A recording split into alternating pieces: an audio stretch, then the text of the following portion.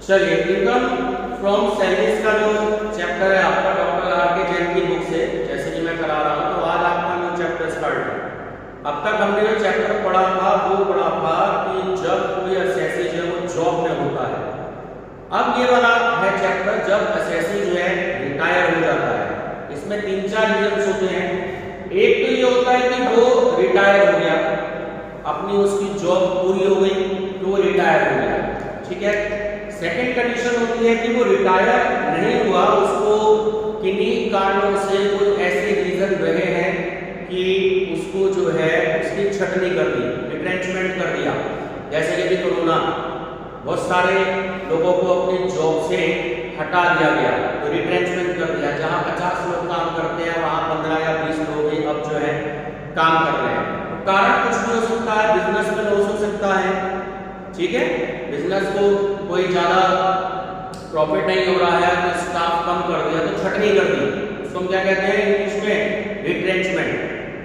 Third, कोई employ ऐसा है वो बीमार है या कोई और कारण ऐसा है कि वो जॉब नहीं कर सकता, तो वो अपनी मर्जी से रिटायरमेंट ले लेता है उस जॉब से, उसको हम कहते हैं वॉलंटरी रिटायरमेंट स्कीम, शॉर्ट में कहते हैं VRS, ठीक है, VRS, तो वॉलंटरी रिटायरमेंट स्कीम, ध्यान में रखिए।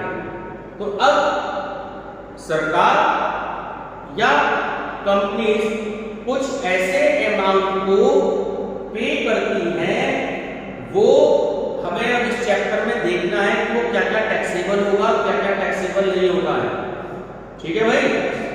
जैसे एम्प्लॉय जो होता है जब तक वो जॉब में होता है तो कुछ छुट्टियां उसके पास में होती हैं, अगर वो कुछ छुट्टियों को, लीव को नहीं लेता तो बहुत सारी छुट्टियां इकट्ठी हो जाती हैं, ठीक है।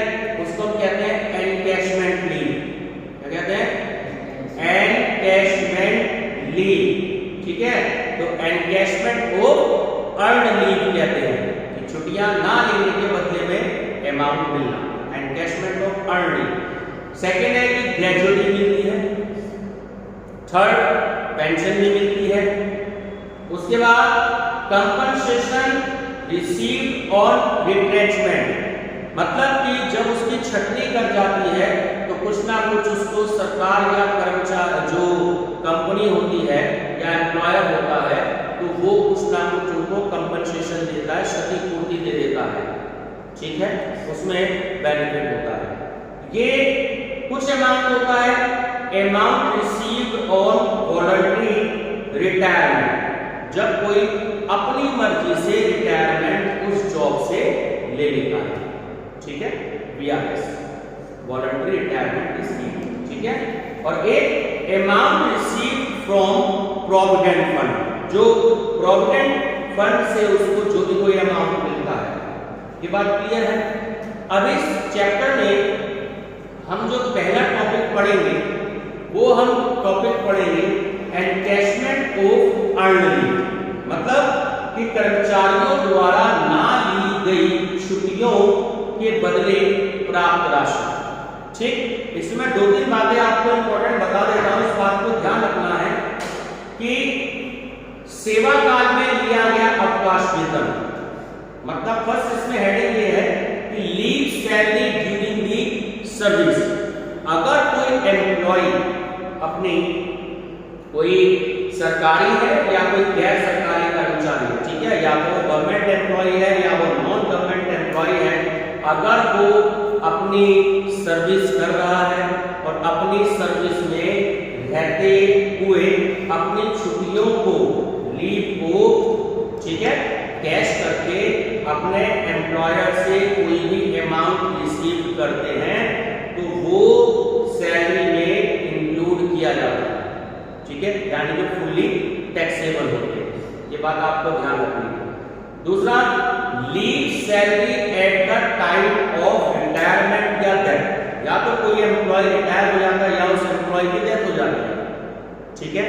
तो उस कंडीशन में एक कर्मचारी या एम्प्लॉय जब अपनी सर्विस से या तो रिटायर हो जाता है या वो रिजाइन दे देता है, त्यागपत्र दे देता है, ठीक है, तो उस समय में उसकी जितनी भी छुट्टियां जो होती है, जितनी भी लीव होती है, वो इकट्ठी हो रखी होती है, तो उसके बदले में उसको कुछ कैश अमाउंट दे दिया जाता है। ठीक है, किसी की 40 छुट्टियां इकट्ठी हो रही है, 50 हो रही है, 100 हो रही है, उससे काउंटिंग करके उसके बदले में उसको कैश अमाउंट दे दिया जाता है। तो ये जो अमाउंट उसको रिसीव होता है, तो इसका कुछ आंशिक भाग यानी पार्टली जो इनकम होती है, कुछ थोड़ा सा भाग टैक्स फ्री होता है और कुछ आंशिक भाग जो होता है, थोड़ा सा भाग पार्टली भाग जो होता है वो टैक्सेबल होता है। बात ठीक है। अब 4 मैं रूल्स आपको बता देता हूँ, जब वो हम अभी क्वेश्चन करेंगे तो उससे रिलेटेड हमें, जैसे हम हाउस रेंट अलाउंस कैलकुलेट करते थे, तो उसमें भी 4 चीजें हमें कैलकुलेट करनी है। नंबर फर्स्ट के अमाउंट रिसीव, जितना वो कर रहा है एनकैशमेंट लीव का, नंबर फर्स्ट हो गया। नंबर सेकंड कि जब वो रिटायरमेंट ले रहा है, ठीक है, तो रिटायरमेंट लेने या जब वो वीआरएस ले रहा है, ठीक है, या एक तरीके से कहने का मतलब कि जब वो जॉब छोड़ रहा है, सिचुएशन कोई भी हो सकती है, तो उससे पहले के, ठीक पहले के 10 महीने का एवरेज सैलरी के आधार पर, ठीक है, ज्यादा से ज्यादा 10 महीने की सैलरी, ना तो 9 ना 11, केवल 10 महीने जो है आपको इसमें ध्यान रखना है। ये बात क्लियर है जिस डेट में वो रिटायर होता है। थर्ड पॉइंट कि अपनी सर्विस में ना लिए गए, जो भी उसने जितने भी साल की जॉब करी है, किसी ने 30 साल की करी है, किसी ने 35 साल की करी है, किसी ने 38 साल की करी है, तो अपने टाइम में जितना भी उसकी लीव अर्न होती है, जितनी भी उसकी छुट्टियां इकट्ठी हो जाती हैं, तो उसके लिए एवरेज सैलरी के आधार पर अब सरकार कहती है कि मैं हर एक कंप्लीट ईयर में ज्यादा से ज्यादा 30 दिन का टाइम मांगूंगी। कितने दिन? 30 दिन। जैसे 365 दिन का एक ईयर हो गया, तो सरकार कहती है कि 30 दिन के टाइम के लिए जो भी उसका जो भी कोई छुट्टियां उसकी इकट्ठी हो रही है, तो वो उसके लिए मांगे। तो इसमें अगर किसी ने 35 साल 3 महीने सर्विस करी, 35 साल 4 महीने सर्विस करी, तो महीनों को तो छोड़ दिया जाता है, हम केवल 35 को इंक्लूड करेंगे। ठीक है, तो कंप्लीट ईयर को जो है हम इसमें इंक्लूड करेंगे। ठीक, अब फोर्थ अमाउंट, ये बात आपको याद रखनी है, फोर्थ अमाउंट की इससे रिलेटेड सेंट्रल गवर्नमेंट को ये एक राइट होता है कि वो टैक्स फ्री जो भी कोई छुट्टियां होती हैं, वो जो बजट होता है सरकारी, वो इंफॉर्मेशन सरकार उस बजट में देती है। अब यहाँ पे आपको इसको याद रखना है कि इसका मैक्सिमम अमाउंट 3 लाख रुपए है। कितना है? 3 लाख रुपए। तो ये बात आपको ध्यान रखनी है। जैसे एचआर में 3 सिचुएशन थी, यहाँ पे 4 सिचुएशन है। ठीक, चलिए, तो अब मैं आता हूँ सीधे सीधे न्यूमेरिकल पर। ये न्यूमेरिकल नंबर जो फर्स्ट है, ये लो आज के लिए है ये। तो न्यूमेरिकल नंबर जो फर्स्ट है, ये मैं आपको इसमें करा। चलिए पढ़िएगा, क्या है numerical first? Sri Anil Nath was employed in a company. He took voluntary retirement on 1st December 2020 after completing. बस अब यहाँ ध्यान देना है कि जो श्री अमरनाथ जो है वो वॉलंटरी रिटायरमेंट ले रहे हैं। ठीक है, यानी कि अपनी मर्जी से वीआरएस ले रहे हैं। कब ले रहे हैं? 1 दिसंबर 2020 को। एक तो ये डेट आपको ध्यान रखनी है। दूसरा ये ध्यान रखना है कि उन्होंने कितने साल की सर्विस पूरी करी? 25 ईयर्स, 25 साल की सर्विस पूरी करी। ठीक है, आगे बढ़ो। On 1st January 2020, his salary was ₹20,000 per month after adding the annual increment. बिल्कुल ठीक है। तो जो 1 जनवरी 2020 से जो उनकी सैलरी थी वो कितनी थी? 20,000 रुपए पर मंथ। ठीक है, लेकिन जो भी कोई इंक्रीमेंट हुए थे, उन इंक्रीमेंट को ऐड करने के बाद, और सेकंड ये भी कह दिया कि in this company 2 months leave accrue every year. इसको अंडरलाइन कर दीजिएगा, यानी कि जो 2 महीने की जो लीव लीव है वो हर साल में एक्रूड होती है। ठीक है, compute the accepted amount regarding encashment to earn in the following cases. तो पहला ही क्वेश्चन है, पहले क्वेश्चन में आपको 3 केसेस दे दिए इन्होंने। ठीक है, मैं अलग अलग करके बताऊंगा। सेकंड क्वेश्चन में तो मैं टेबल एक ही बता दूंगा और फर्स्ट क्वेश्चन में मैं अलग अलग करके बताऊंगा, ताकि थोड़ा सा आपको क्वेश्चन याद हो जाए किस तरीके से करना है। ठीक है, तो नंबर देखिए फर्स्ट कैसे हम इसको सॉल्व करेंगे। तो क्वेश्चन नंबर फर्स्ट है और इसकी के सिचुएशन एनकैशमेंट नीड। ठीक, तो लाइन बता रहा हूं, याद रखनी है आपको। Least of the following, least of the following shall be exam. परंतु जी लीस्ट मतलब सबसे कम। ठीक है, जो इनमें सबसे कम होगा। ठीक है, एग्जैक्ट अमाउंट। नंबर फर्स्ट मैंने आपको क्या बताया था, actual receive amount. Number first ध्यान रखना है, actual receive amount.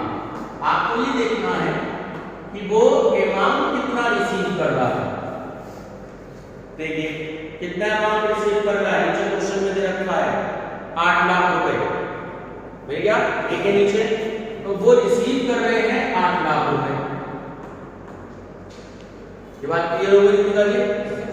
Second situation मैंने आपको बताई, 10 month salary on the basis of average salary. अभी मैंने आपको बताया, ये ध्यान रखना, 10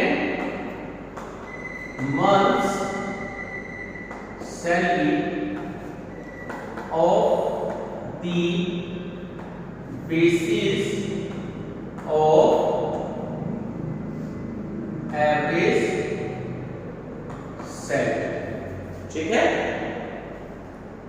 तो कितने की, केवल 10 महीने की। ये बात आपको याद रखनी है, ना 9 महीने ना 11 महीने, 10 मंथ्स। अब क्वेश्चन में देखो, अभी हमने पढ़ा था क्वेश्चन की जो थर्ड लाइन है कि वो 1 महीने में सैलरी ले रहे हैं 20,000 रुपए।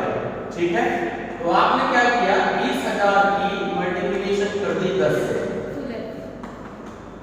तो 2 लाख रुपए वो ले रहे हैं। ये बात क्लियर है।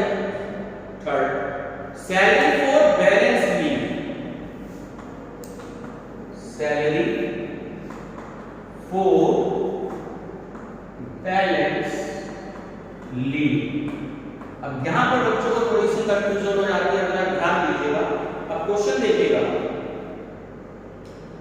कितने महीने की बैलेंस बच गई। क्वेश्चन की सेकंड लाइन आइएगा, कितने साल की दीपिका ने सर्विस करी है, 25 इयर्स की, यानी कि हर साल में एक हो गई, 30 दिन का मतलब कि 1 महीना। ठीक है, तो 1 हो गई। और नीचे देखो क्वेश्चन में उसने कितना दिया है, total leave avail during service 10 months हो गया। ये बात क्लियर हो गई। तो यानी 25 मंथ में से अगर हम 10 मंथ माइनस कर दें तो 15 मंथ बच गए। कितने मंथ बच गए, 15 मंथ बच गए।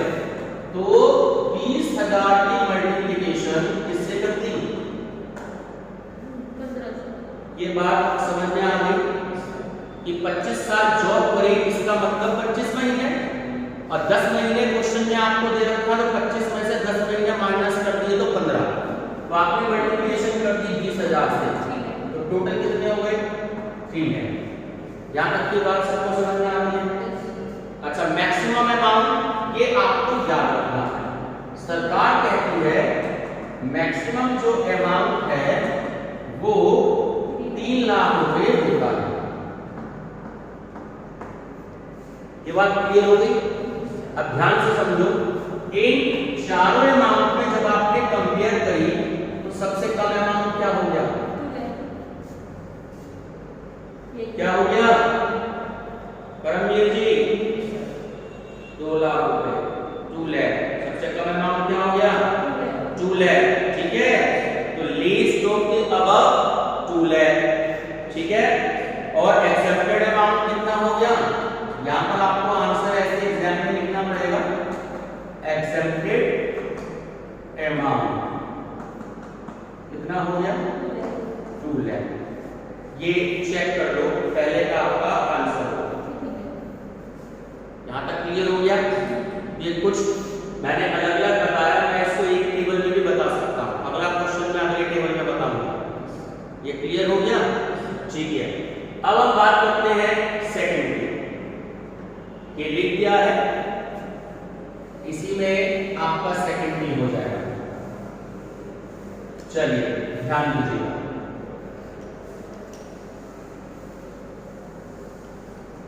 बी कंडीशन देखते हैं। बी में उसने कितने लगेंगे, तो एक्चुअली अमाउंट रिसीव कितना है 10 लाख रुपए।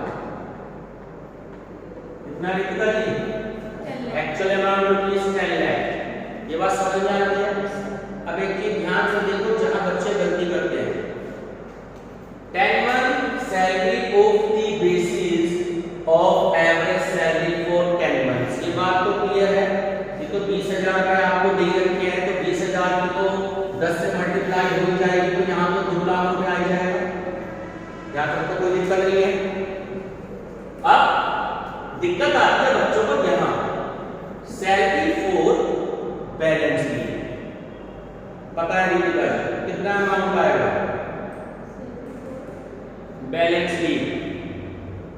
नील दे रखा है ना, नील का मतलब क्या हो गया 0। जब पहले हमने क्या किया कि 25 में से 10 माइनस किए थे तो 15 आ गए। अब यहाँ 0 दे रखा है, तो 25 में से जब 0 माइनस करोगे तो 25 ही आएगा। तो अब 20,000 से मल्टीप्लिकेशन किसकी होगी 25 की। ये बात क्लियर हो गई। ध्यान रखना, आपको माइनस करना है, तो अमाउंट आपका आ गया 5 लाख रुपए का, ठीक है। और एक्सेप्टेड अमाउंट आपको पता ही है, मैंने अभी बताया कि आपको याद रखना है। ये हो गया आपका 3 लाख। अब ध्यान से देखो कितना हो गया अमाउंट, सबसे कम अमाउंट हो गया आपका 2 लाख रुपए, ठीक है। List of above amount 2 lakh और एक्सेप्टेड अमाउंट क्या हो गया आपका 2 लाख। यहां तक की बात क्लियर है, कोई डाउट? आंसर चेक कर लो, ठीक है। चलिए अब बात करते हैं सी की।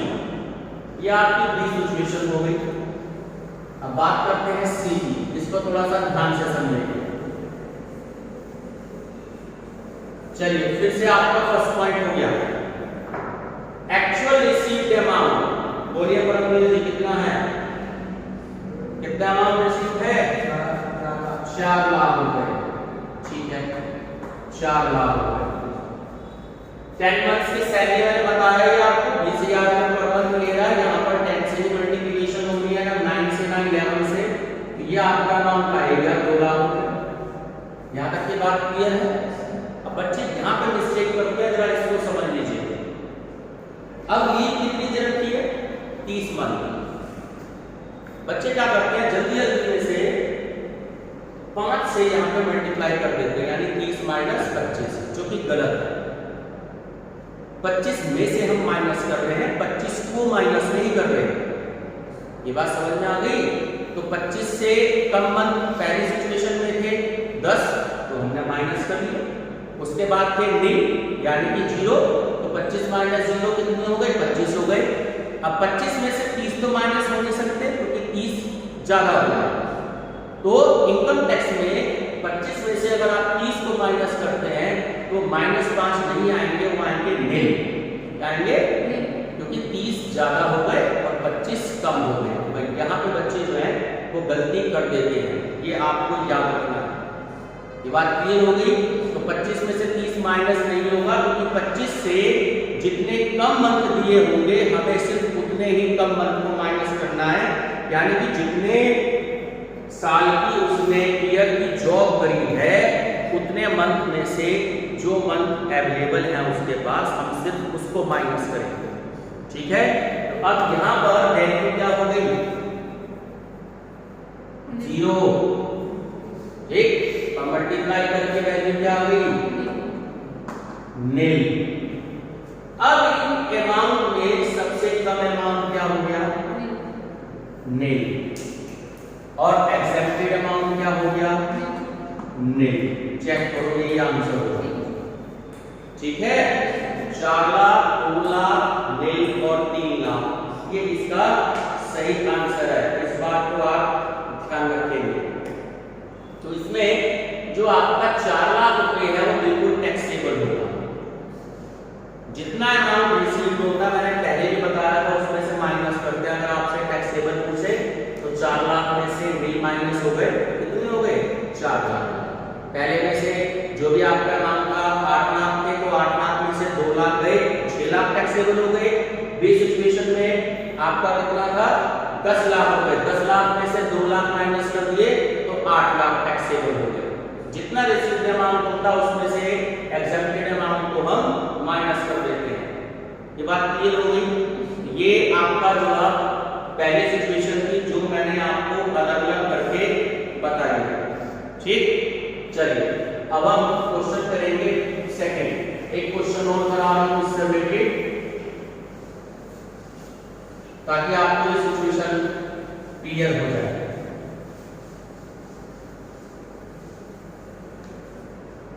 Question number second, determine the exempted and taxable amount of encashment of earned leave from the following particulars। ठीक, तो ये जो मैंने अमाउंट लिखा, तो exempted amount shall be released from the following, ये लाइन को आपको याद रखनी है। exempted amount shall be least of the following। ठीक है रितिका जी? अब हम चाहें तो इसको एक ही कॉलम में कर सकते हैं। ठीक है, ए, बी और सी, बस मैं ये लाइन में लिख देता हूं। चलिए फर्स्ट पॉइंट में आप सब जानते हो कि एक्चुअल रिसीव्ड अमाउंट, जैसे मैंने आपको बताया, एक्चुअल रिसीव्ड अमाउंट। हम अभी बात करेंगे सिर्फ ए की, बी और सी पे ध्यान नहीं देंगे। ठीक है, चलिए क्वेश्चन की स्टडी करते हैं। तो एक्चुअल रिसीव्ड अमाउंट देखिए कितना रखा है। सबसे लास्ट में गिवन है कि leave salary paid at retirement at the rate of 6,000 per month। आपको अमाउंट दे रखा है उसमें 2,70,000 रुपए का। यहाँ तक बात क्लियर होगी? तो आपने जो अमाउंट ले लिया वो ले लिया 2,70,000 रुपए। कोई दिक्कत यहाँ तक? चलिए अब हम बी की बात करते हैं। ठीक है, एनकैशमेंट ऑफ अर्निंग, दूसरी line, encashment of earned leave। ठीक है, तो encashment of earned leave, अगर आप क्वेश्चन को ध्यान से देखो, मैं एक लाइन और लिख देता हूं यहां पर, note availed on the basis of 30 days, note availed on the basis of 30 days। कितने के लिए? एवरी ईयर के लिए, for each year of service, for each year of service. अगर ध्यान से देखें आप कि क्वेश्चन में जो ड्यूरेशन ऑफ सर्विस दे रखी है, ध्यान से देखो कितनी दे रखी है? डैश डैश डैश डैश दे रखा है आपने, यानी कि कितना दे रखा है? 0, नील। ठीक है, और ऊपर अगर आप ध्यान से देखो ड्यूरेशन ऑफ सर्विस दे रखी है 30 ईयर, 30 साल की सर्विस करी है उसने, और नीचे है कि leave availed during the service, dash दे रखा। ये बात क्लियर हो गई? तो पूरे के पूरे 30 आ जाएंगे। बात समझ में आ गई? पूरे के पूरे उसमें क्या क्या रखा है? Leave availed during service. जाहिर 30 साल है, 30 मंथ, सैलरी कितनी ले रहा है वो? 6,000 रुपए, 6,000 रुपए ले रहा है। सबसे ऊपर देखो ध्यान से, employ retiring from a limited company on 31 December 2021, monthly salary at the time of retirement paid regularly since 1st January 2020। तो 6,000 रुपए ले रहा है। आपने क्या किया, 6,000 की मल्टीप्लिकेशन सीधे सीधे 30 से कर दी, तो कितना अमाउंट आ गया? 1,80,000। ठीक है, 60,080। ठीक, चलिए अब इस लाइन को जो मैंने लिखवाई थी मैं इसको शॉर्ट में भी कर सकता हूं, 10 मंथ्स वाली, कि 10 month salary immediately, 10 month salary immediately, ठीक है, प्रीसीडिंग रिटायरमेंट, प्रीसीडिंग होता है पहले, प्रीसीडिंग रिटायरमेंट। चलिए अब ध्यान से देखिए क्या अमाउंट आएगा जी। देखो कितना रखा है क्वेश्चन में, 10 मंथ्स, मतलब 1 महीने की सैलरी है उसकी 6,000 रुपए, 10 मंथ्स की कितनी हो गई? 60,000 रुपए, मल्टीप्लाई कर दोगे 6,000 की 10 से 60,000 रुपए आ गए। और एक्चुअल अमाउंट रिसीव मैंने आपको बताया था, सॉरी मैक्सिमम अमाउंट, तो जो मैक्सिमम अमाउंट है वो अभी अभी बताया था परमवीर जी, कितना? 3 लाख रुपए, कितना था? अब आपसे अगर क्वेश्चन में ये पूछे कि एग्जम्प्टेड अमाउंट कितना होगा, मैं इस क्वेश्चन में दोनों बता रहा हूं, एग्जम्प्टेड अमाउंट और दूसरा टैक्सेबल अमाउंट। ठीक है, अब ध्यान से देखें, सबसे कम अमाउंट क्या है? 60,000 रुपए, सबसे कम अमाउंट। ठीक, तो 60,000 रुपए तो आपका अमाउंट ये आ गया।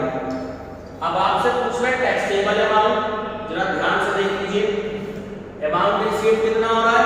2,70,000, एग्जाम कितना हो गया? 60,000, माइनस कर लीजिए 2,10,000। ये क्लियर है, ये आपका आंसर। ठीक, चलिए सेकंड में आते हैं। सेकंड में अब कितना कह रहा है? अब बी को देखिए, एक्चुअल अमाउंट रिसीव कितना हो गया? 1,50,000 रुपए। यहां तक की बात क्लियर है, 1,50,000 रुपए। सैलरी देखो वो ऊपर बी वाले में भी 6,000 रुपए ले रहा है, ठीक है ना, तो सीधी सी बात है। अब ध्यान से देखो, तो जब वो 6,000 रुपए सैलरी ले रहा है, अब बी में दे रखा है कि 30 इयर्स और 20 मंथ्स, 30 इयर्स और 20 मंथ्स, यानी कि एक साल में सिर्फ 30 डेज की होती है, यानी कि 1 महीने की होती है। तो 30 में से हमने इसको 20 को माइनस कर दिया, कितने आ गए? 10 आ गए केवल, तो कितना अमाउंट आ गया? यहाँ तक की बात मुझे समझ में आ गई है कि 30 में से हमने 20 को माइनस कर दिया, तो 10 आ गए। 10 की मल्टीप्लिकेशन हमने किससे कर दी? 6 से कर दी, क्योंकि 1 महीने की सैलरी 6,000 रुपए, हमारा हो गया 60,000 रुपए। अब क्या है, यहाँ पे देखो ये हमें 10 महीने की सैलरी लेनी है, तो यहाँ पे 60,000 आना ही आना है।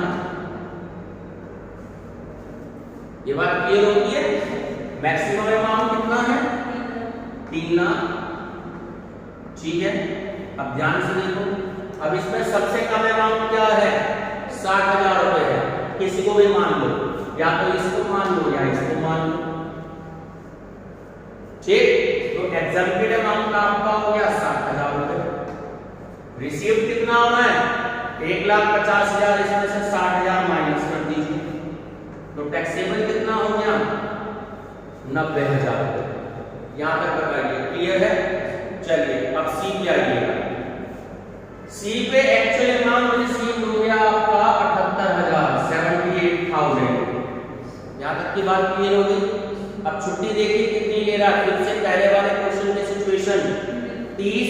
ईयर दे रहा है और 32 मंथ दे रहा है। क्लियर हो गई सिचुएशन? यानी कि अब 30 में से 32 तो माइनस नहीं हो सकता ना, 30 कम हो गए और 32 ज्यादा हो गए तो नील हो गया। तो 6000 की मल्टीप्लिकेशन जो एक महीने की सैलरी थी, जब आपने 0 से मल्टीप्लिकेशन करी तो वैल्यू क्या आ गई? नील आ गई। 30 में से कम ही कम अमाउंट माइनस होना है, 30 में से ज्यादा नहीं हो सकता। ठीक, अब यहाँ कितने आने हैं? 60,000। ये तो 10 महीने की है हमारी सैलरी। यहाँ अमाउंट कितना है मैक्सिमम? 3 लाख रुपए। अब फिर से देखिए, सबसे कम अमाउंट क्या हो गया? नील। ठीक है, और 78,000 रिसीव अमाउंट है। 78,000 में से नील को माइनस कर दिया तो अमाउंट क्या आ गया? 78,000 रुपए। आंसर चेक कर लो सारे के सारे। ठीक है, तो टाइम क्या हुआ? ठीक है, स्टॉप करो, बाकी नेक्स्ट वीडियो में करेंगे।